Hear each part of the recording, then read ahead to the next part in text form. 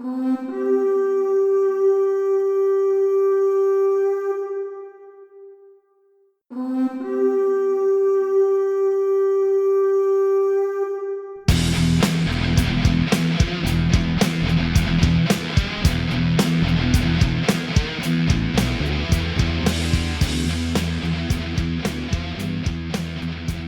and gentlemen, Strength Beyond Muscle, podcast number 1. We got the crew back together with the addition of Gino. We got Johnny Payne here. Introduce yourself. You know me, man. Johnny Payne, John Schaefer. And that voice that you hear, for anyone that's been around the block a bit with me, you recall that voice. I'm sure you do.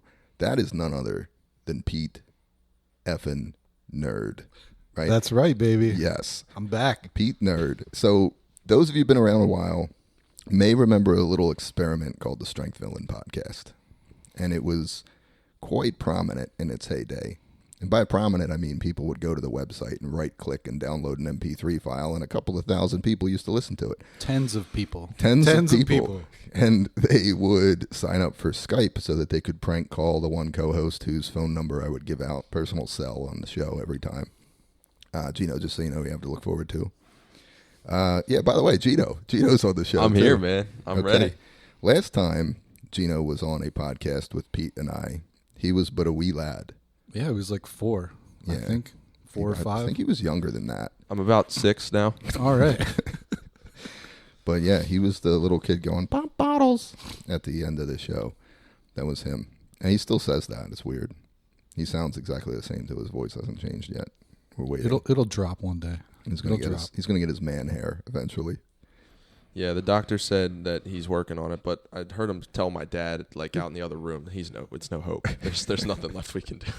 No, Pop ordered all those tests. He did. Yeah, he was the first. My dad ordered a bunch of tests when Gino was born because he just knew. He just knew. But anyway, yeah, so Gino's here. Gino's 18 now. I am. I'm an adult. Yeah. That's why we can have him on the podcast. Right. Now, on that note, He can be on it. He doesn't need to be 18 to listen to it, right? Right. Well, hopefully we stay there, right? Again, if you've been listening for a while, if you're familiar with me, if you're familiar with my writing, I say a lot of things. Some adult language. There's some adult language, and I am still but a wayward, wicked paratrooper at heart. So I've been known to have a bit of a foul tongue. And it's something we're trying to work on. Yeah, I'm personally trying to work on this. We got kids now. We're cleaning it up. We got a bunch of kids between us, Pete. You know. It's crazy. So yeah. I'm really trying to improve on that in my own life. And I'm not, but I'll do it for the podcast. Just so you know. I gave up a long time ago. Gino just doesn't say any bad words. You don't? No. I don't. Do you have like replacements that you use? Like I say heck a lot. heck. Yeah. Darn. You a That's a darn good guy? I like darn. Darn. I'm just terrified of my dad. So, he's told me not to say anything like that, and I don't say anything like that. Yeah. That I found works. that ruling by fear, a very, very Old Testament in that way, Pete. You know. Yeah. So, I mean, I'll try it someday, but yeah. He's, the dude's got tattoos on his face. That doesn't Some mean people would anything. find that terrifying. Some people would find that really attractive. Yeah. That's a weird thing for you to say, especially in an audio format where no one can see that Yeah, you're I'm motioning sorry. towards Alana. I'm my sorry. fiance. I'm sorry. Yes, I was All motioning right. towards his fiance. I'm not talking about any men in particular that's in this room. you looked at me. I was weirded out. In an audio-only show, Gino. You got to It's all remember, good. we're All right, audio only. Yeah, on that note, audio only, guys. You're hearing us just like you did with Strength Villain. You are not seeing us at this stage. I'm sure you've noticed that, right? If you're watching this, or listening to this, I should say, on YouTube, you were seeing some sort of a cool static image on the screen. That is going to change. We are going to bring video to the show. If you're like me and you have YouTube Premium and all the stats that say that the disproportionate amount, something like in the 30-some% of podcast listening now takes place on YouTube. It's the biggest platform for podcasts. I listen to a lot of podcasts on YouTube. I have YouTube Premium, and usually that shit is in my pocket with my AirPods in. So, you got to deal with my voice and the It's voices all right, of man. everyone. We got cans. We got mics. We got our cans. We're casting. Let's go. We're casting. We're slinging a cast right now, man. Yeah, man. Let's do it. We're slinging a cast. We all got our cans on. How are your cans playing out? My cans are fine. It's my first time wearing cans for a podcast. So Got to I'm have the excited. cans, man. You got to have the cans so we can monitor. So the kind of dog shit sound levels that you guys are hearing, we hear that in our ears, and this is the best we can do. Okay, so it'll improve, but the sound quality is infinitely better. I than think we it's used to great, have. man. We're I doing think our so, too. best. We're getting the cast going, and we're slinging. just, We're out here slagging it, slagging it. slanging that cast, man. We're letting that shit slang. We got to get back though. We're going to keep it non-explicit. Non-explicit. Yes, It's going to be tough. It but is. I think we can do it. I don't want to get an explicit rating on the show because I believe that there's a lot of stuff in this show that will help the youth. Those of you that listen to Strength Villain podcast before are probably laughing at that notion because I don't believe anything that we put out before would help anyone. Yeah, that's probably accurate. That's probably very accurate. Matter of fact, I remember Pete said the best thing about our old show, and it was he created a tagline, as he's known to do, just off the top of his head. It was sometimes informative, always entertaining. And that That's show true. 100% was about entertainment. And it was wildly Just entertaining. for fun. Just for funsies. Yeah, I certainly found it entertaining. It was fun to do. So a lot's changed since then. I guess, a lot of things are going to change in 15 years. So here we are. This show's going to be a little different. Many of you probably haven't seen much about the show, other than maybe if you're one of the people that looks at anything I put on Instagram, or one of the several thousand people on my email list that actually open them, which accounts for a very small percentage of you at this stage. But yeah, we've made some announcements about the show, and in a minute here, Pete's going to read the official show description, and that's going to kind of bring us into one of the things we're going to talk about today. Before we get to that, I do want to make note, if you are listening to this because you follow me from Grayskull, first of all, thank you. This show is going to be about everything. And when I say everything, I'm using an absolute in language, which is something we'll talk about on the show that I do not advocate for. But this is holistic development, holistic strength as a human being, right? And I know that sounds new age or woo or whatever, but if you guys have been following me for a long time, you know that what has made Grayskull different from everything else has been a focus on what actually separates people that are successful from people that aren't, right?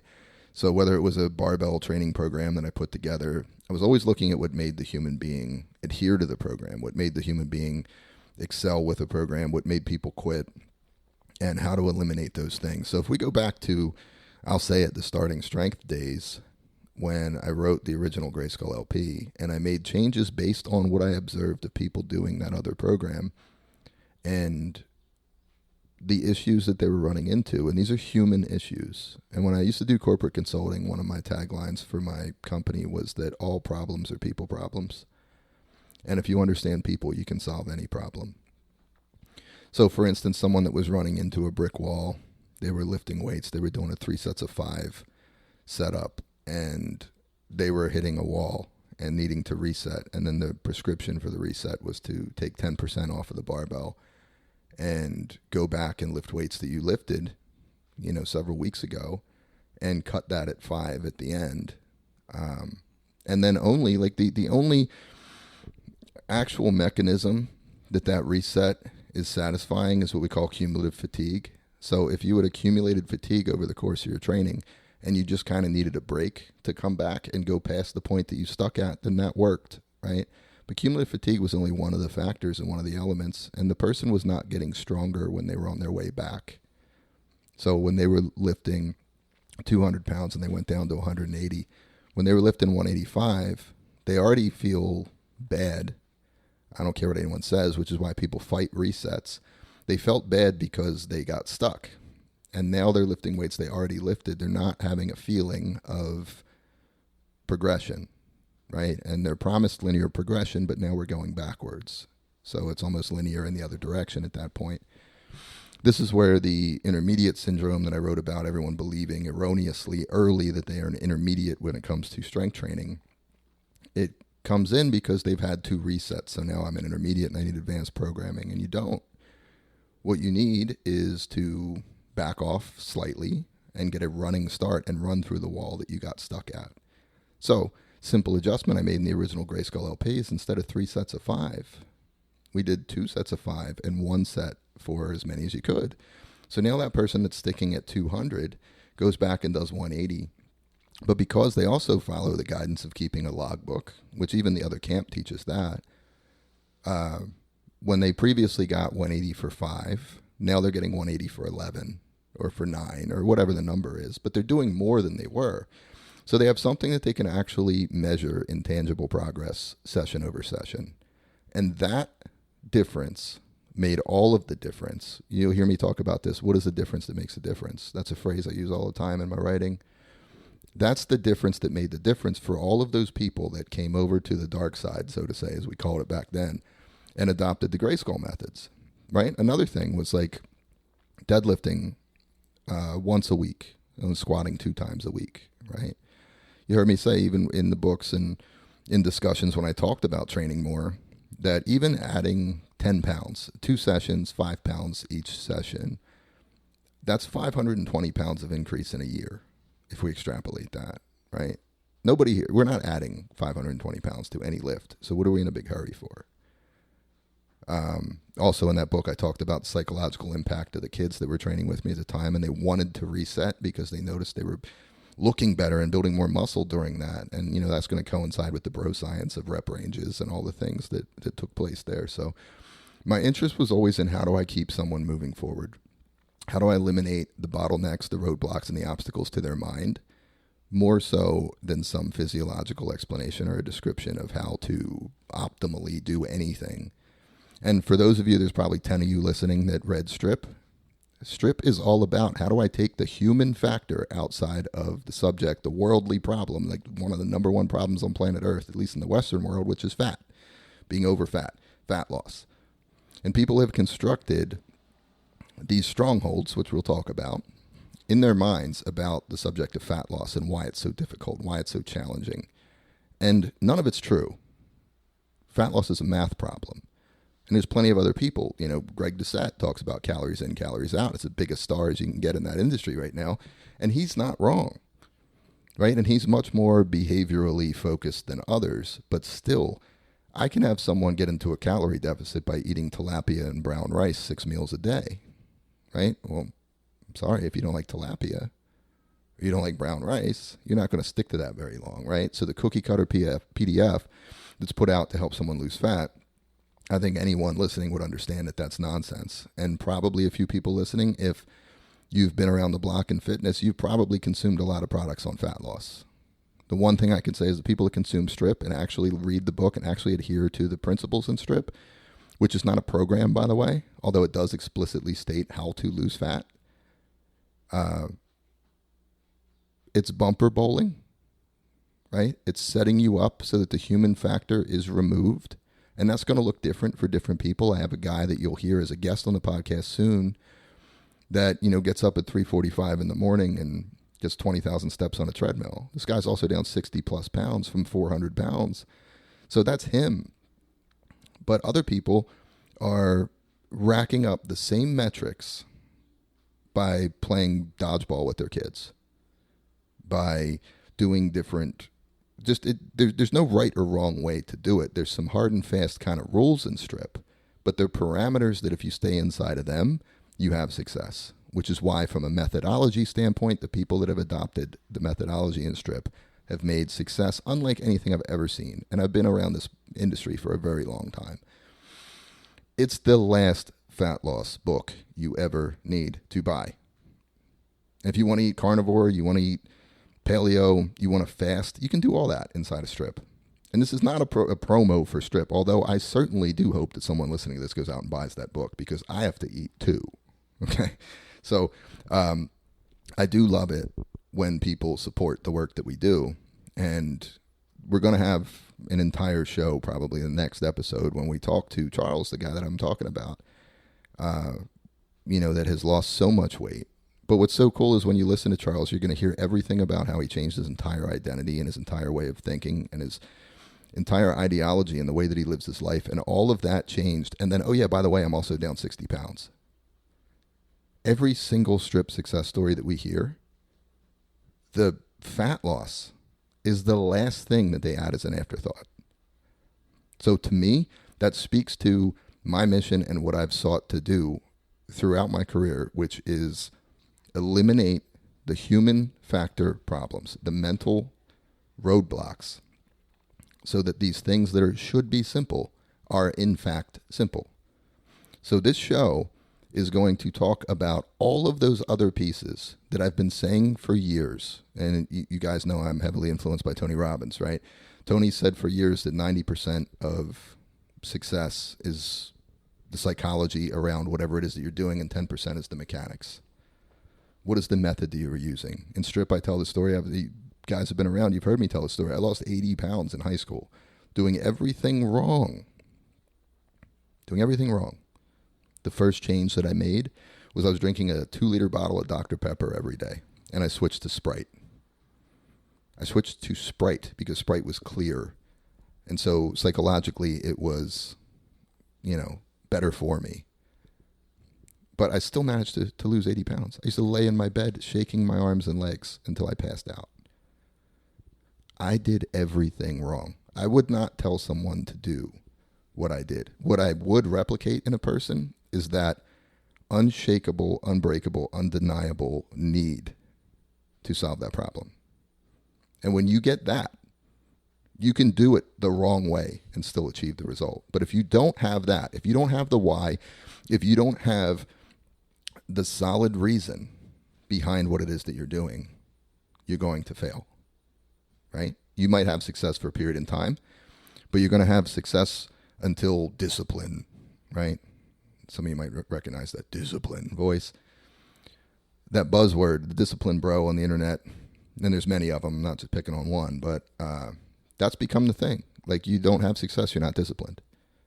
When have you ever, I'm not going to go too deep in this because we're going to talk about it in Strip and break down the MCD model, but motivation's this fleeting thing. Motivation's this thing. You've all been taught this. You've been indoctrinated in the belief that motivation is wrong. It's weak. It flies in the window at night. It gives you a kiss on the cheek if you're lucky. And it's good until it lasts, or it's good while it lasts. And discipline's what makes you do something when you don't want to do it. What if you wanted to do it? What if you wanted to do the thing? Because I promise you, the things that you've accomplished in your life that you really wanted to do didn't require any discipline. Pete, is that been your experience? No, it's easy. Right. You want to do it. Right. So you do it. So if you can help someone solve a human problem, like fat loss, and you can get them to the place where doing the thing, because real quick, the MCD model, which is my creation, it's something that we'll talk about that's in Strip, and we'll break it down on the show. But if we define terms, you guys are going to get sick of me talking about language, right? Motivation means you really want to do a thing. Discipline means you don't want to do a thing, but you do it anyway. Consistency is just doing the thing over and over again. Consistency is what we actually need. We need to do the thing over and over again. If we do the thing over and over again because we don't want to, but we still do, will we achieve a result? Sure. But that's like a battery power.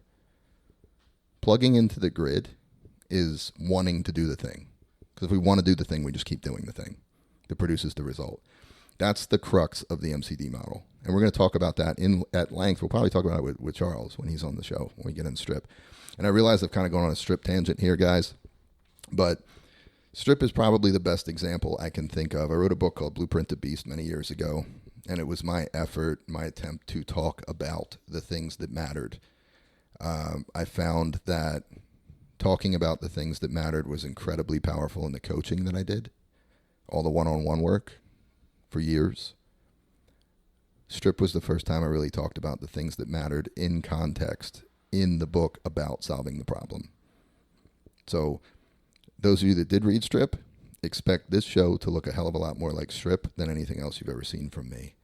So the focus is on everything else and not some simple mechanical fix. That said, if you have a question about lifting weights, about your Grayskull LP setup, feel free to send them to me. You can find me, the Johnny Payne on Instagram, the Gino Schaefer on Instagram. we'll put out some emails and some ways to contact. So if you have questions, you know, I am going to talk about training on the show if it's relevant and it comes up. But I don't want you to think that this is going to be a show about lifting barbells. This is not. It's so far beyond that. And the people that have had success lifting barbells with me over the years, the reason they've had that success is because of the other pieces that we're going to talk about. And whether we're talking about the Interboro High School boys that people probably remember if they were around during that time, Zach McMenamin squatting 500 pounds for 3 reps, burying them in high school. You know, Sean Phillips at 410 for 10. Joe O'Mara 315 for 10 or 13 or whatever it was. These were all kids that trained with me. They had a blast in the gym. They were all goofballs. Pete remembers them well. I do, man. If it was you a crazy time. If you own Gray Skull merchandise from back in that day, those boys printed those shirts in my basement. Right? The thing I always say is they didn't know any better. They weren't. No, they didn't know that they weren't supposed to lift 500, so they just did it. They didn't. They were impervious to the poison of the world. All of the stuff that's out there, all of the influencers on TikTok telling them they have to do this and have to do that. They just showed up and did what I told them to do. That was it. And then we grilled. And we grilled. We grilled all during. the time. We had the peri-workout steak. Yeah. Yeah. With the hibachi dressing. With the dressing. Yeah, man.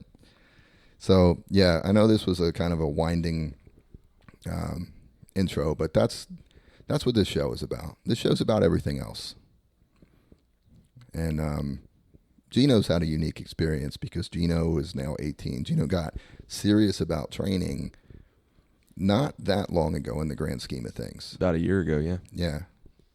But he's come a long way, and he's realized a lot of things with regards to training. And what he's doing right now, he has a little crew. Gino's got a little crew of guys in the gym. We got some guys in there lifting. We got some guys in there training jiu-jitsu now, which is another layer of this animal that you'll probably hear me talk about, or at least make analogies to. But he's experiencing what normal teenagers are like training. And he's trying actively to create the old Gray Skull culture in the gym. Absolutely. I'm trying to just be a second to what you did.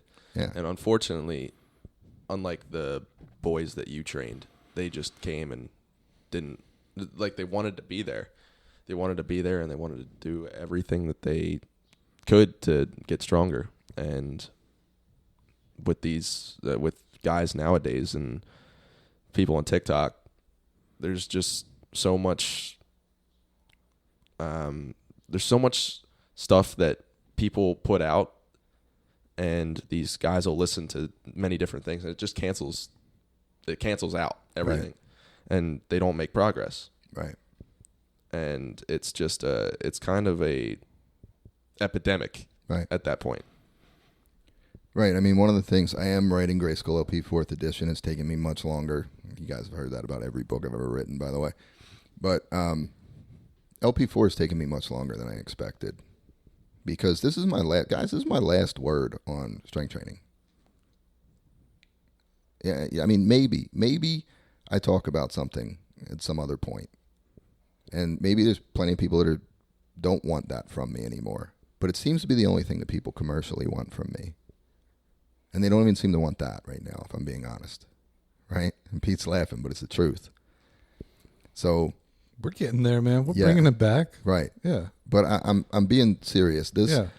All of everything in this podcast and everything that you will see out of this house now is about something much, much bigger. Right? And I will still help someone. Like I said, and this is going to sound boastful and arrogant, and I do my boasting through God. But it's not my fault I'm better at this than everyone else. It's not.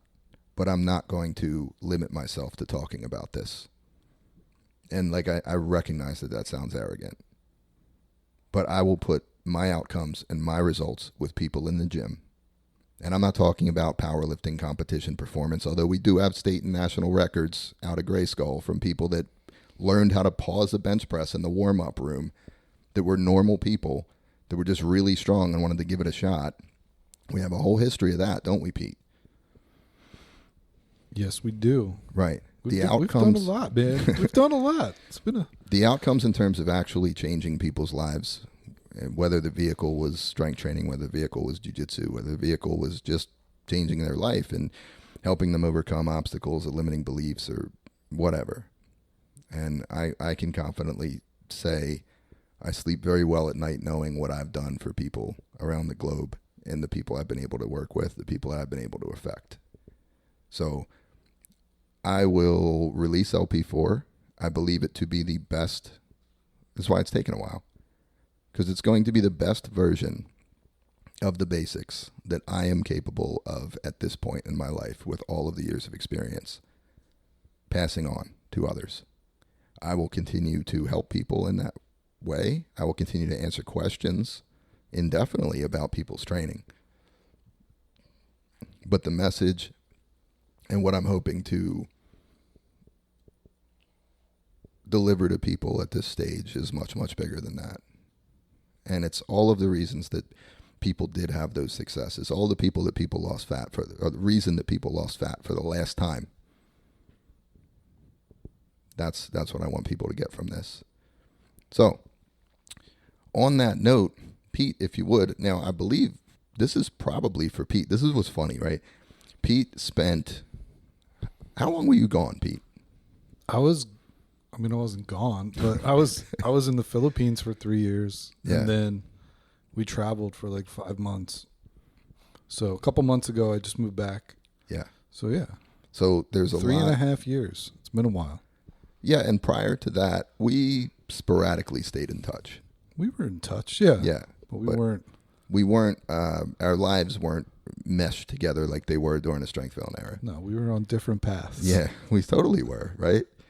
And so there's been a lot of convergences in timelines and what's going on in everyone's lives. And, when I knew that this was coming, I remember talking to Pete because we would occasionally get on like a FaceTime when he was in the Philippines. And I remember talking about strip, right? Like way back now, I guess. And, when this show started to come together, I knew, man, you know what? I don't recall having more fun as an adult than when Pete and I were doing our thing. And Pete he does not, I don't think, see it.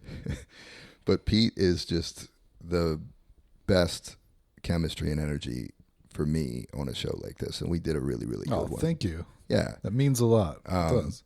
So we had a blast doing this. I'm just hanging out, having a good time. Well, that's what you were. That's what you were always doing, And we just did it. We did it big, and we did it well. So I'm very happy that Pete's back, and I don't think that it's an accident that all of these things have aligned in the way that they have. So to have Pete back on the show is awesome. What's unique about this is I've been working on this for a while behind the scenes, like up to the production aspect, everything. My brain has been in a hyperdrive in my own evolution, in my own preparation for what's next in my life, and my own desire to understand, right, of what is next in my life. And a lot of this has happened independent of Pete. And when I say independent of Pete, like Pete has known me long enough to know he's up to something. He's got something going on, right? Like I know when the wheels are turning. I know when you're working on something for sure. Right. But Pete's coming into this pretty cold in terms of knowing what I'm doing over here. I mean, you just told me yesterday that we can't swear on this thing.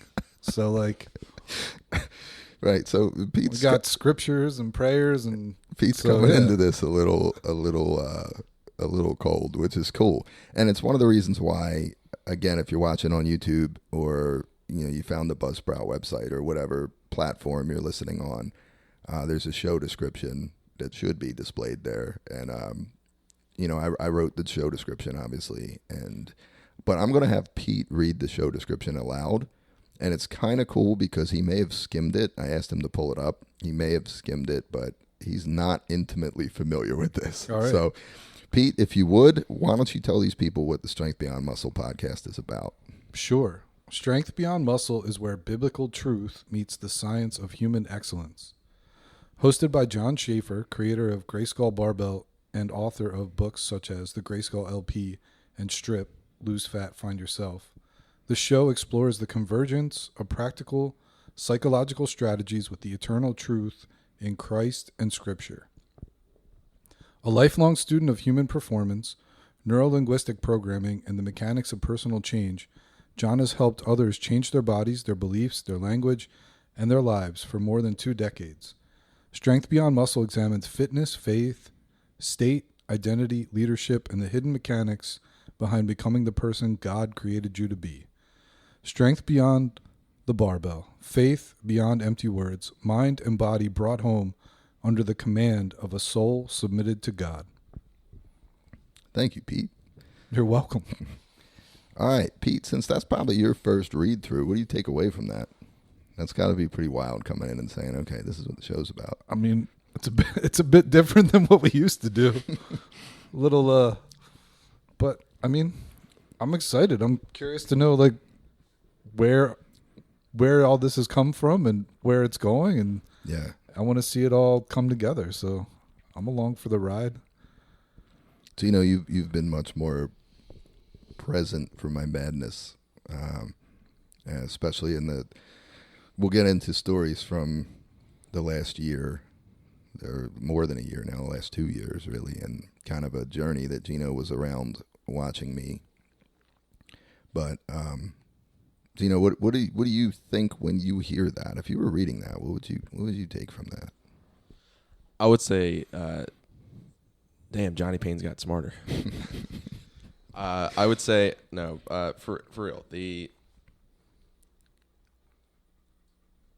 you are a lot of the reason as to why my life has changed, because I mean I didn't live here for a period in time.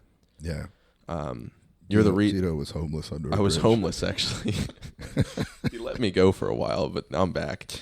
I dropped him off under a bridge. I said, "Do your best." The last time you guys heard me say pop bottles was the last time I lived in a house until about 4 It was years immediately ago. after that episode.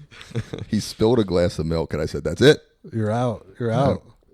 But no, my life has completely changed in the past 4 years. In the past 2, watching you go through all this stuff, I credit you for a lot of the revelations I've had.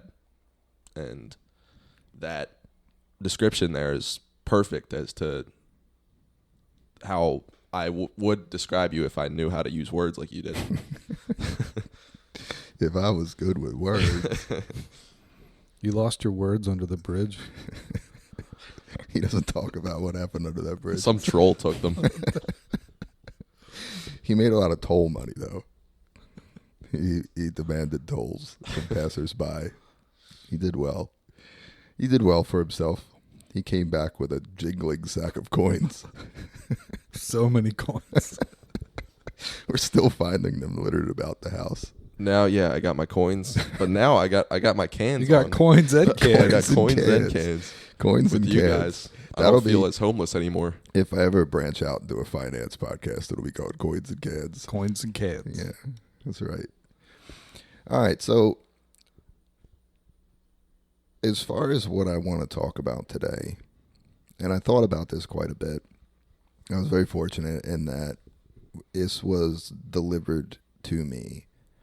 I was spending time getting ready with the production and some promotion stuff and breathing life into dead, inanimate corpses of old business ventures and various things. And in doing so, it felt like an absolute drain on my soul, as so many things have in recent history with regards to trying to do things I used to do. And the only thing that fills me with a fire to move forward and to produce and to do anything is this.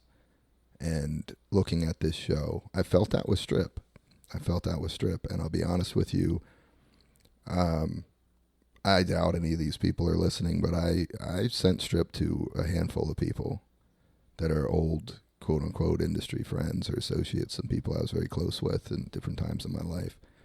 And I'm thinking, okay, I've been out of the game for a while. I'll share Strip with these people. They'll appreciate it, and they'll be like, hey, man, let me put this out to my audience. In some cases, audiences that I helped them create. That didn't happen. Not one person shared Strip. People that shared Strip were the people that read Strip and did it. And in no way, shape, or form I ever looked to compete with anyone in any industry. I loathe the industry aspect of all of this.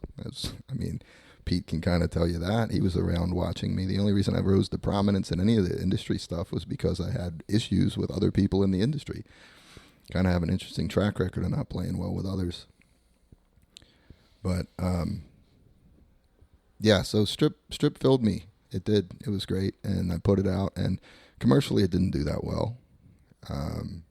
And it's a reach and a visibility problem. Because for the people that have read Strip, and more importantly, the people that have implemented the lessons in Strip, they've made some major, major change in their lives, and that's something I'm immensely proud of. So this is the only thing I want to do. And that sounds extreme, but it's the truth. That's all I want to do. And so when I actually sat down and thought about what is this show going to be, what is this first episode going to be, the episode 2, episode 3, I have 2 cool guests lined up, right? There's a natural discussion that's going to come from their stories. Great. This episode needed to come out, and sitting here with Pete, which is super cool, bringing Pete back on the show. The gang's back. Got Gino on the show. But it was kind of like, okay. And I think, Pete, when we talked on the phone just briefly the other day, I was like, we're just going to sit down, intro the show, and just kind of shoot it, We're casting, man. Let's casting. Go. We're going to sling a cast, man. Let's cast it up. We got to use the jargon, right? But I didn't really have a direction for the show. And then the direction came to me. And there are some serious lessons I want people to take away from these efforts. And there's messages that I want to deliver. And the message that I want people to understand and receive the most from this show, this first episode, is going to be summed up in, I'm going to do a reading here shortly of something that I wrote before. And probably maybe 2 of you have actually gone and navigated to a website and read. But there's a key principle in there. And my mission here, obviously it's no mistake. You heard the show description. You'll hear my language. I am a militant Christian. I live my life in Jesus Christ. And I mean that. And if that turns you off to the show, then turn it off right now.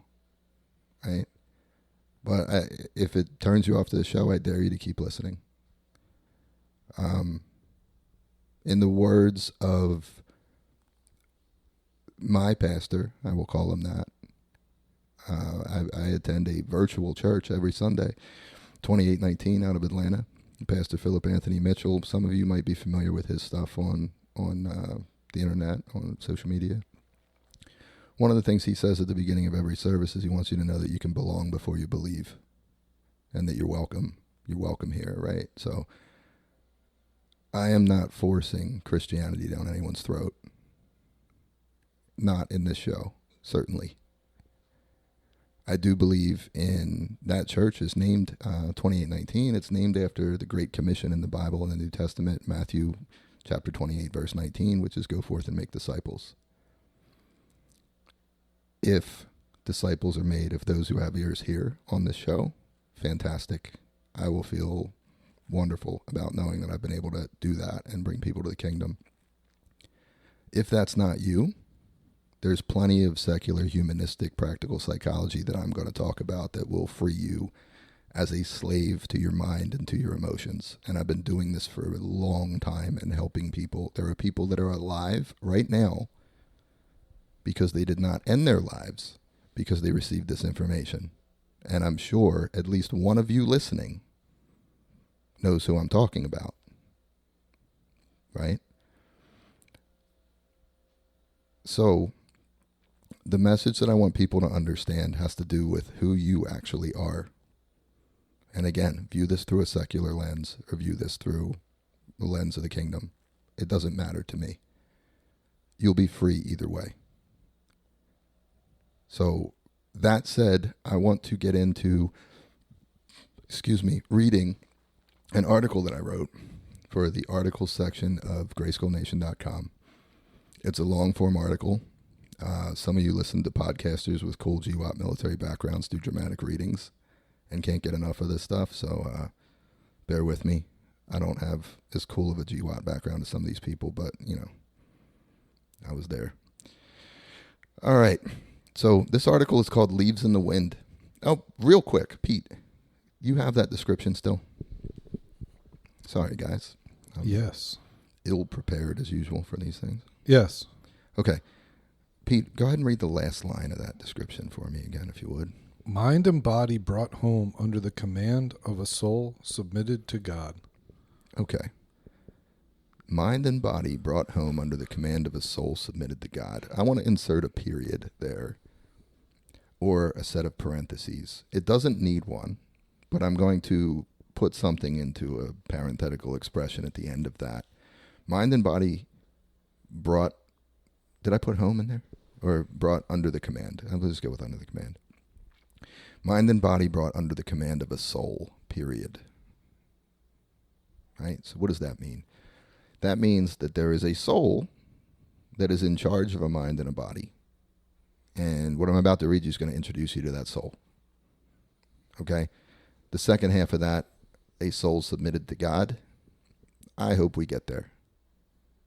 I hope we do. But if not, for now, we're going to get to that first part. And we're going to understand what the soul is and who you are. So, Leaves in the Wind. I published this March 10th of this year. All right, bear with me. If you hear breathing noises in the microphone, we're doing our best. And he knew what it was that had leaped upon him to stay and would not run away now. That is a line from Dandelion Wine by Ray Bradbury. This is arguably my favorite book besides the Bible. Beautiful work. If you've never read Dandelion Wine, go read the book, especially now, it's summertime. My Aussies that are listening, I know I have some Aussies listening, so it doesn't apply to you. But you will do, if you read it now, you're going to feel like I feel when I read it in the winter. All right. The above represents what I believe to be the most beautiful moment ever captured in the written word. 12-year-old Douglas Spaulding, blood in his mouth, cool grass beneath his exhausted body, discovering he's alive in the summer of 1928 in fictitious Greentown, Illinois. Bradbury's prose describes the boy's realization with a level of artistry that few will ever touch. A moment of epiphany that divides the entire arc of life into simply before or after. I'm really alive, he thought. I never knew it before, or if I did, I don't remember. Like Douglas, we all receive gifts of newfound understanding over the course of our lives, some small and forgotten and less sought for in memory, others so profound that they live and breathe in our consciousness for the rest of our days. It is my belief that the single most important of these potential realizations lies in the recognition of the soul and the brain as two wildly separate entities. You are not your brain.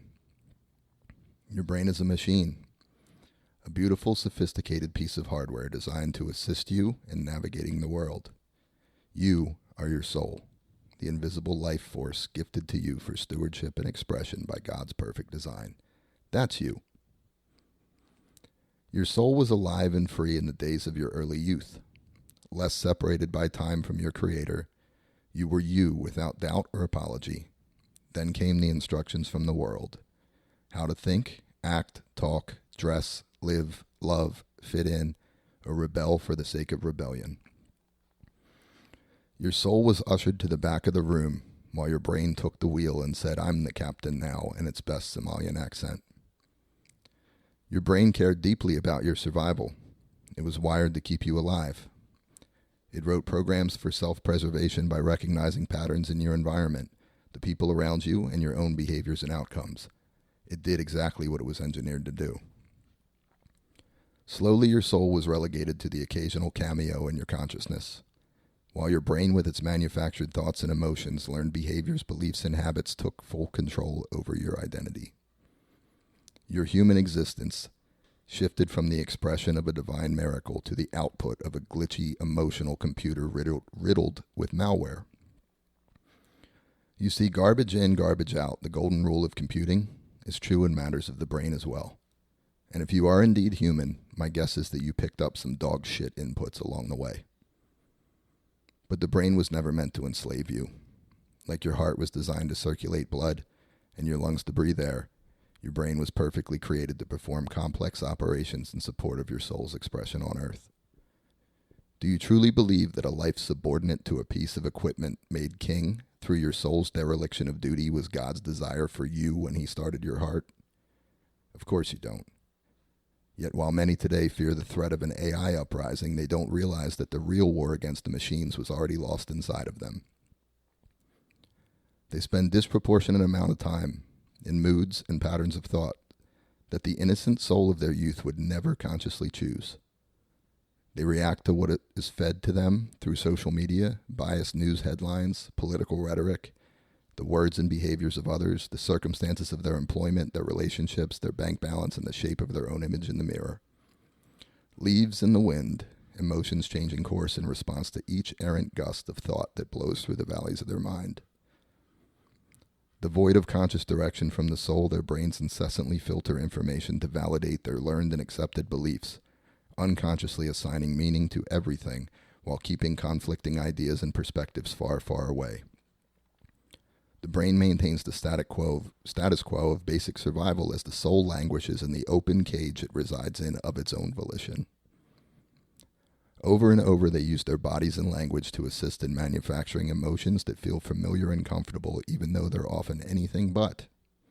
And the real kicker? The smarter they are, the more horsepower their brain came with from the factory, the harder it works to keep them safe in their default accepted feelings of misery, despair, and not being good enough. Liberation and return to soul-led living is only possible through acceptance of the soul-brain hierarchical reality and reassertion of control. But this awakening is often met with resistance. Many suffer from what I call Stockholm Syndrome of the soul. They will insist that they are different, that their circumstances, background, sex, blood type, or shoe size exempt them from this absolute reality. They'll claim that to suggest that the brain is to be presided over as God intended is somehow more impossible of a proposition than the miracle of their life itself. They will distort this information into the erroneous suggestion that they somehow become robotic or devoid of feeling, not realizing how consistently they surrender control of their life and their happiness to the literal machine that resides in their skull. They will cling to the belief that to steward the gift of life is not to feel, distorting a fundamental truth about feeling itself. Feeling is perhaps the most wonderful component of the gift we receive. Life is meant to be experienced with depth and a full range of emotions, but 100% of the feelings we experience are manufactured at our direction, whether we choose to accept that or not.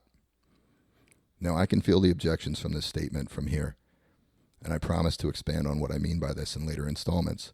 For now, I'll distill it into one true statement that even the most resistant may choose to agree with. Focus equals feeling. Without awareness and conscious leadership from the soul, the brain allocates focus and assigns meaning to validate absolutely whatever it's been programmed to believe, whether that belief leads to desirable outcomes or not. Behaviors and outcomes are then forced into alignment with what the brain has accepted as truth. On and on, this oppressive cycle continues for the leaf in the wind. Positive emotions like joy, gratitude, love of life, all chronically short-lived. They're gone when the wind carries one whiff of that which can be distorted into something the brain has learned to identify as a threat to the perverted homeostasis their soul had so little say in defining. This is true even when the scent originates from a random thought of their brain's own creation. If this sounds tragic, it's because it is. The gift of life surrendered to a mass of tissue that ceases all function at the time of one's death, the moment at which the soul departs the vessel. A mass then returned to nothingness through decay or cremation. The well-intentioned slave master granted retirement from a job well done. But one not need remain bound in a life of unwitting or unwilling slavery. The return to a life of freedom is as simple as accepting the biblical truth that you are something far greater than flesh. You are your soul. Your brain works for you. You are not a leaf in the wind. You owe God and those you love a presence worthy of the gift you've received. This life belongs to you. That's Leaves in the Wind. So, what is the takeaway from Leaves in the Wind? I want to go ahead and say that too many people use like their brain is what's in charge in their lives, and obviously they can fix that. Right. But the main idea obviously is that you are your soul. Yeah. And that's powerful. Your soul is all powerful over your brain. Absolutely. Right. Pete, what do you think? I think, excuse me, I think I'm too in my brain and I need to be more in my soul. That's why I'm here, man. So those of you that read Strip, man, Pete, right? You read Strip, Yeah. right? So you remember the Fireflies at the beginning of Strip, Yes. right? Like it's like a love letter to the 1980s and being a kid, right? And you hear me talk in that article in Leaves in the Wind about being like your soul was leading when you were a child, right? And don't get me wrong, there's people that have had horrific childhoods, so I understand that like childhood wasn't sunshine and rainbows for everyone, but I can certainly say in my experience it was, and being 6 years old in whatever 1988 was a wonderful time, and I followed wherever I wanted to go. We went outside and we played, and we let our imaginations carry us. Well, no one taught me what to imagine. No one taught me what was cool or what to play. I didn't learn what was cool until 6th grade. And that's consequently when my life took a turn, massive turn for the worse. So I believe that when we're young, we listen to our soul. Our soul is leading. And then somewhere around middle school, man, for most, that's when everybody starts worrying about what's cool, right? Cool became the coin of the realm is the line from that. Trying to fit in. Yeah. And fit in with what? A bunch of other people that are trying to fit in. It's follow the followers. You remember I taught you that a long time ago. Absolutely, yeah. These people are playing follow the follower. There's not even a leader. It's just this hive mind, this collective idea, and that's the start of it. And then that goes on, and then, what's normal? What's worldly? What do we do in our 20s? What do we do in our 30s? What are those decades for in our lives? And it's pretty perverse when you look at what it's for in the minds of many, right? And what it's become in most populations, especially in the Western world. So the idea that I want people to understand is that when you talk about you, well, I do this, or this is who I am, almost everyone that says that is referring to their brain. They're referring to their thoughts, their ideas. That's who they are. That is not who you are. You are your soul, and your brain is a computer, a machine that is here to help you. And if your brain is doing some things that you do not want it to do, that are not serving you, you have command and authority over your brain. Your soul, that's who I'm addressing. You have command and authority over your brain, and you can lead your brain to do what you want it to do. Now, we will talk mechanically about how to do this. Blueprint, elements of Strip, part 1 of Strip, talk about this in depth, right? We can examine limiting beliefs. We can talk about where limiting beliefs come from and how they form, and exactly what mechanically does a limiting belief do in your mind to turn your life into something that you don't want it to be. But you are not powerless against that belief. That belief is not truth, first of all, which one of my upcoming books is called The Mechanics of Faith. You heard it here first. What is faith? What is the definition of faith? Faith is belief in the absence of evidence. So when we talk about faith, like it's a good thing, and it can be a good thing contextually. So if we talk about faith in like a Christian context, we're talking about a belief in something, right? That's what it all stems from, is a belief. And then the people that will argue against the Christian faith, for example, will seek evidence. They want worldly evidence to support your belief. Well, the whole point of faith is you believe in something that there's not worldly evidence for. And so the idea that I put forward to people is that all of these people with these train wrecks of lives, they're phenomenal at having faith. Because by definition, faith is belief in the absence of evidence. So these people believe all kinds of things all day long that aren't true, that they don't have evidence for, that absolutely destroy their lives from the inside out. That is faith. These people are superb when it comes to having faith. So faith becomes, what are we talking about? What is it that we're believing? Are we believing something that lifts us up, that we don't have tangible proof of, that we can touch with our hands? Or are we believing something with absolute conviction and certainty about people, about the world around us, about people's intentions or motivations in communication? What are we believing with absolute certainty that we don't actually have any evidence to support? So one of the things you will hear me discuss on this show, we'll talk about it mechanically, is something that in a secular language I used for a long time. It was putting a belief on trial. So your brain is a computer that lives off of information, has a hard time believing something but doesn't have information to support it. So what we learn to do is use our brain's own language against it to solve something that's negative, right? So for example, if you believe something that's not true, I will ask you to show me evidence of the truth of that, because your brain feeds on evidence. And when you can take that belief, that negative, limiting, erroneous belief that you have, and demand evidence and feed your brain evidence that's not there, then it starts to say, okay, that's challenging a belief, right? That's what it means to put a belief on trial. Again, we will talk about that more in future episodes, and we'll go into the belief loop. We'll go into some of these things that I've written in books before with the secular, humanistic, practical psychology lens, and we'll see how effective those tools, I hate using that word, how effective those things can be at helping you to change your life and free you. The idea here is the abolition of slavery. I am here to abolish slavery. And the slavery I'm talking about is a soul enslaved by a mind, by a brain, a piece of equipment that is lord over the soul of a human being. And that piece of equipment is running some bad software. It's running some things that it collected as malware. Would that be a good way of saying that, Pete? Pete's the resident IT Malware, viruses. Malware. You got Right. viruses. You picked them up along the way, right?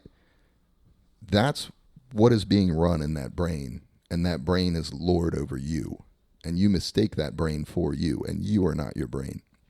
Your brain's a machine, and it works for you. And when you realize that, that's one of the most liberating things that will ever happen in your life.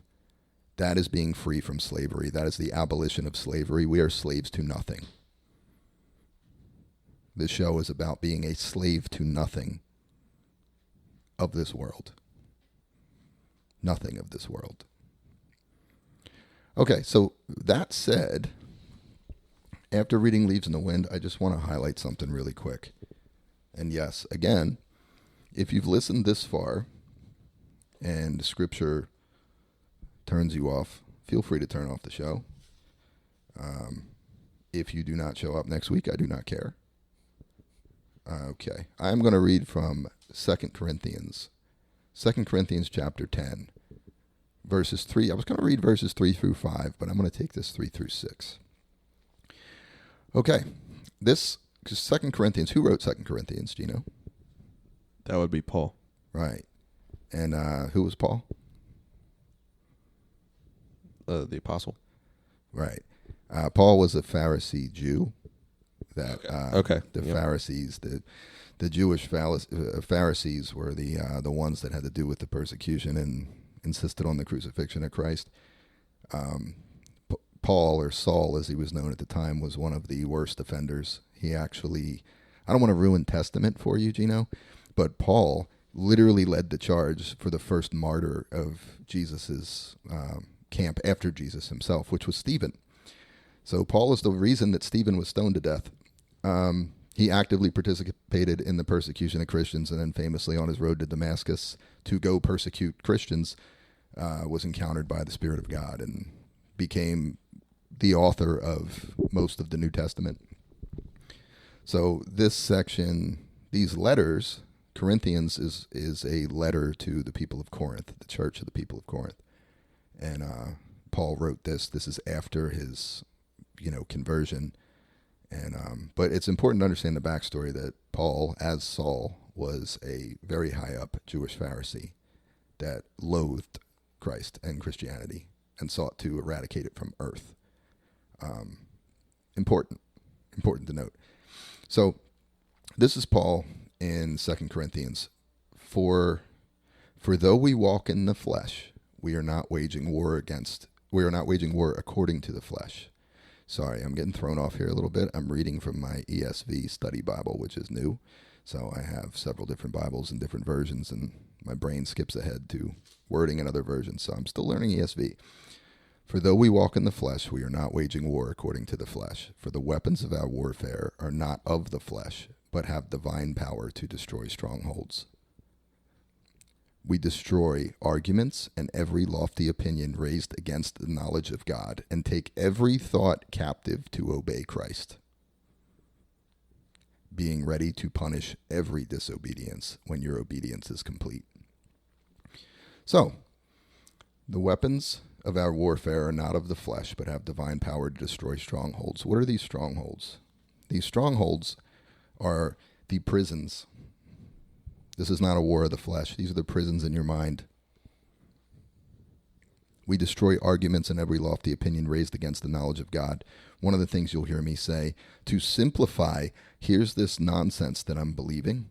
Here's this negative limiting belief that I talked about in Blueprint, that I talked about in Strip. Okay? That voice that you hear that tells you you can't do something. That voice that you hear that tells you you're not good enough. That voice does not come from God. And here's a really easy way of looking at it. If it doesn't come from God, that means it comes from the other guy. And we don't listen to him. So we destroy arguments and every lofty opinion raised against the knowledge of God. If something is permeating your brain that does not serve you, that is a manufactured creation of your brain in the way of a limiting belief, we are going to destroy that argument and every lofty opinion raised against the knowledge of God, because the knowledge of God, the word of God in your mind, the Stoics, right? So many of these people that have a problem accepting the Bible will accept Epictetus or Seneca or Marcus Aurelius, Stoic philosophers. Your conscience is the authentic voice of God.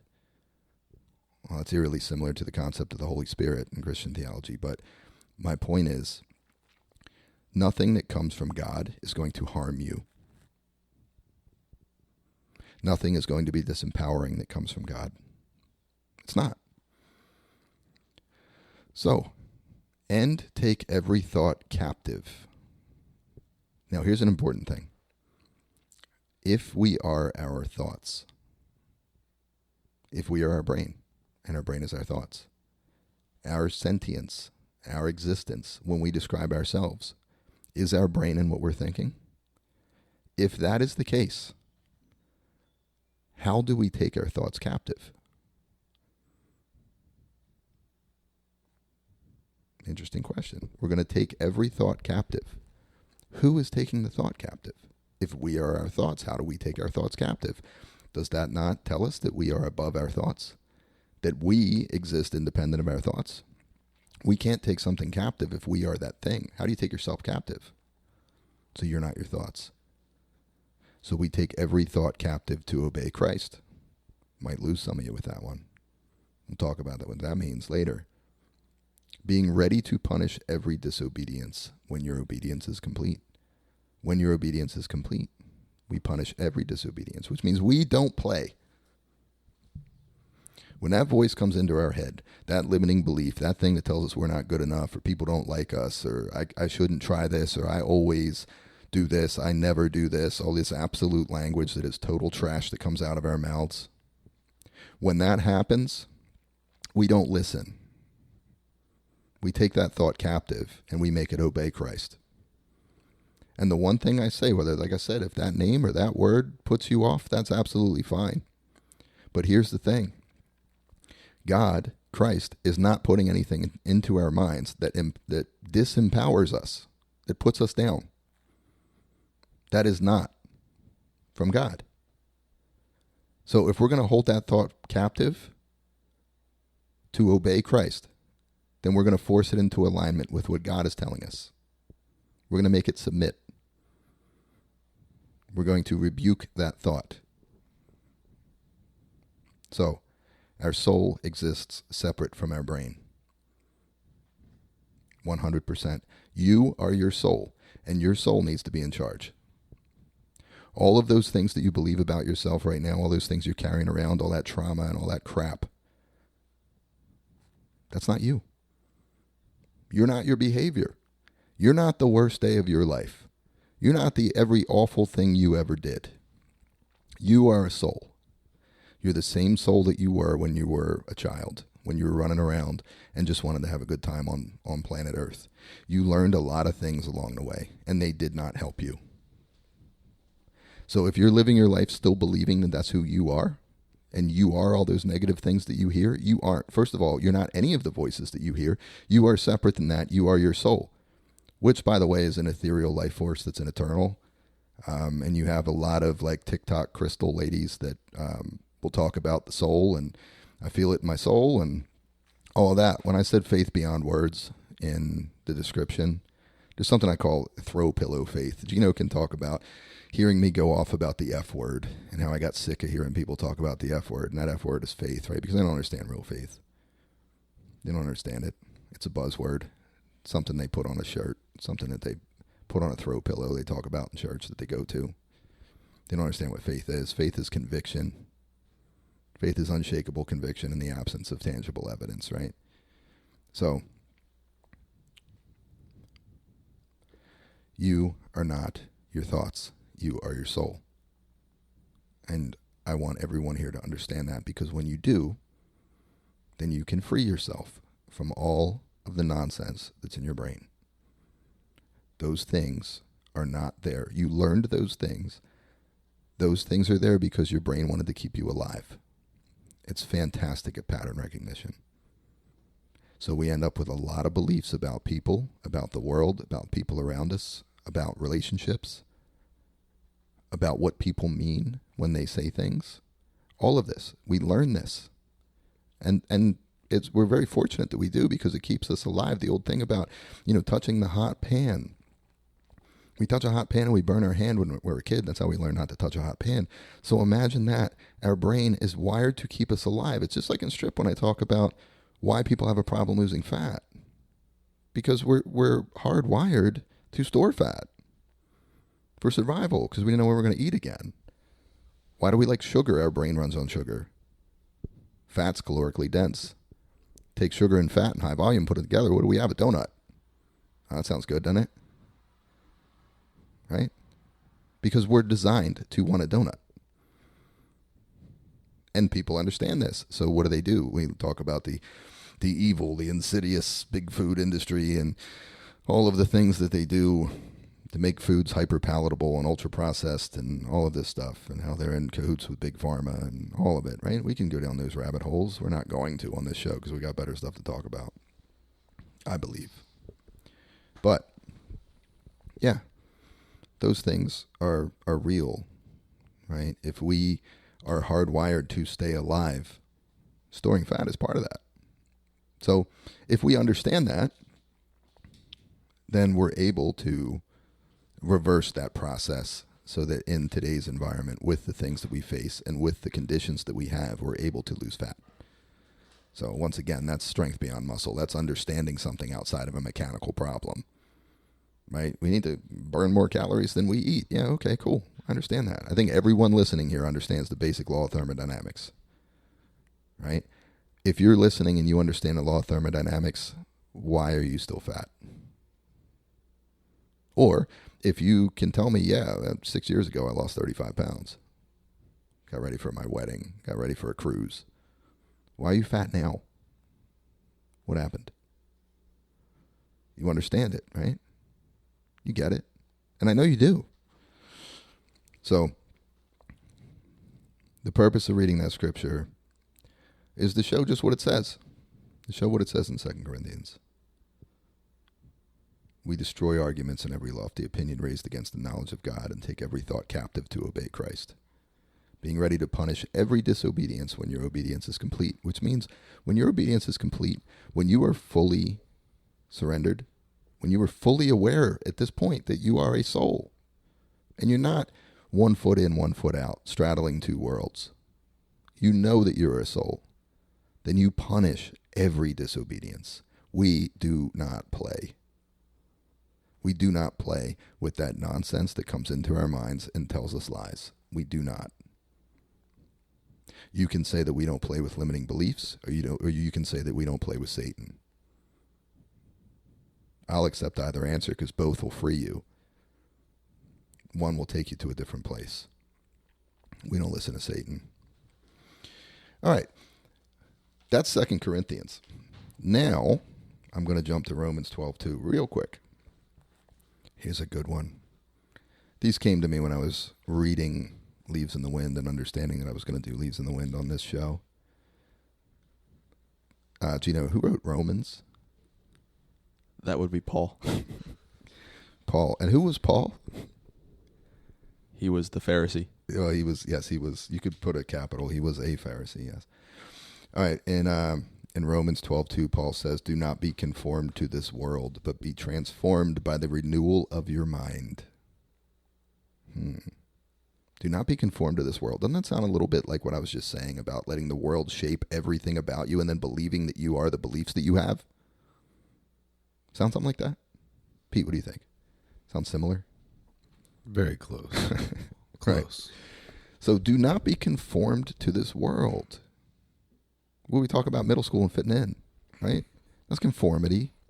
Follow the follower. We're not going to follow the world. Look around you and tell me if the world is doing well. Look around you and tell me about successes in relationships. Let's talk about financial successes. Let's talk about just how many people you know that have something in life that you would describe as like a happy existence. How are we doing? How's the world doing? You want to be like those people? I don't. I want to be weird. I'm a slave to nothing of this world. So do not be conformed to this world, but be transformed by the renewal of your mind. And why is renewal used? Transform. Okay, I get that word. I'm a word nerd. You guys you know this, but the listeners are going to pick up on this and not listen anymore or whatever. I don't care. Be transformed by the renewal of your mind. Why not transform your mind? Why not just be transformed by changing your mind? Why is it renewal? Why renewal? What does renewal imply, Pete?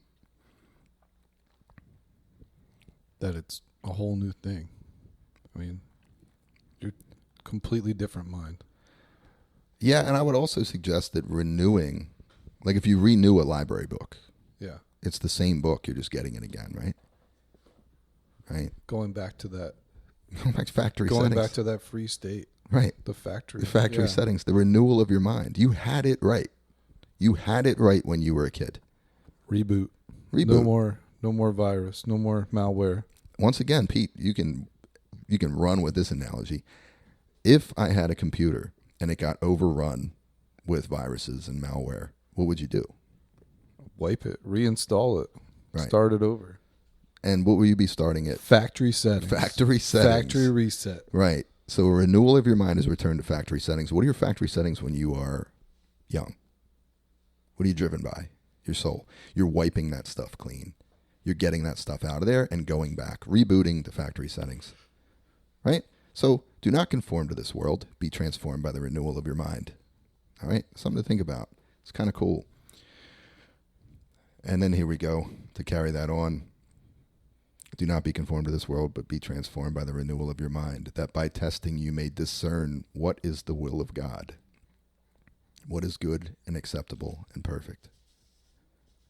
You may discern, we'll talk about discernment a lot on this show, but you may discern what is the will of God. It sounds an awful lot like if something comes from God, it's not disempowering and it's not going to harm you, right? Interesting scripture. I got one last scripture for you guys. We had a mind and body brought under the command of a soul submitted to God, right? So hopefully by now you understand what I mean when I say a mind and body brought under the command of a soul. You are your soul, and you are going to command your mind and body to do what you want them to do. Your mind works for you, your body works for you. Period. End of story. I hope everyone listening accepts that and understands that right now. You are a soul.